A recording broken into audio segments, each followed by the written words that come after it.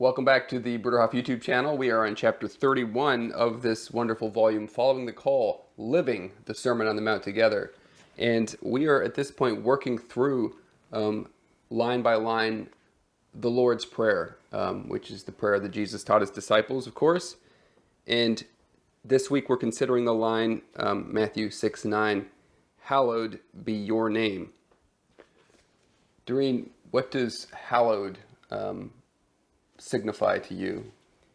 Well, first of all, it made me think of the commandments of God, that we don't take the name of the Lord in vain.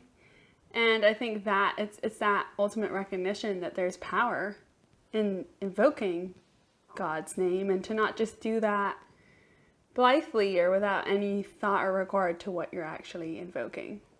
So that was my initial reaction.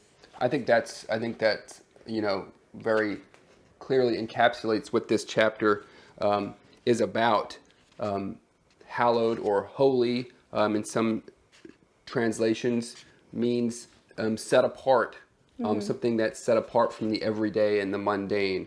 But it's not just about, swearing, or saying, taking the Lord's name in vain as an oath or a swear word. I think it's more than that, and it's actually a danger. I think Christians tend to fall into a lot, invoking God's name in a way that is too familiar. When we think we know who God is and that we can really understand who He is, I think there's a mystery there. And in particular, when we invoke His name to as Stanley Hauerwas and Willimon write, as a rubber stamp for our causes. Yes. And they use the example of, the German soldiers going into World War I with God mit uns, God with us on their helmets, and invoking God in this, purely nationalistic campaign of imperialism. And that's possibly a worse blasphemy than, saying God's name in a casual way. Yeah, undoubtedly. I think also just that's an extreme example, but I think every time selfishness compels us, rather than trying to bring the kingdom to this earth, trying to strive for working on this earth for God, being part of an extension of the kingdom, you can't really that's how you honor God. Right. I find it quite odd, actually, and I may be alone in this, how often one hears Christians invoking God in the minutest details of their life, as in, God led me to do X, Y, and Z, or God is telling me this and God is telling me that. I actually think that does come close to a misuse of, I don't want to judge, but I feel like that in a way does come close to a misuse of God's name. An overuse of religious language in a way that devalues what we're talking about. Because it's also just like, if God truly touches your heart and calls you to something, I think it's not necessarily something you're going to be sharing so vocally necessarily, because that is holy, that is special, and it's sacred.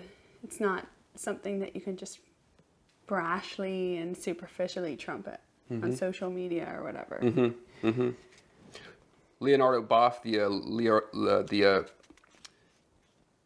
liberation theologian, writes here, "We do not sanctify God when our religious language, the language we use in our piety, liturgy, and theology, speaks of Him as though He were an entity of this sublunary world, the earthly realm, completely known, exhaustively defined, His will completely understood, as though we had a personal interview with Him." And this is the danger of theology, right?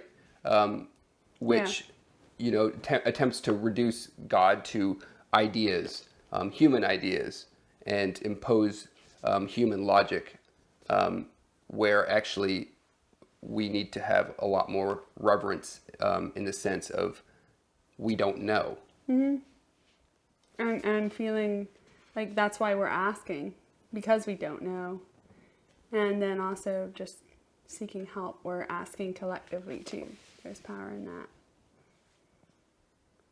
And this has everything to do with living good lives ourselves. Alfred Delp, the Catholic priest who was murdered by the Nazis, writes, unless they have something of supreme value, something at the center of their being which they can venerate, human beings gradually deteriorate. And I think that's the central point.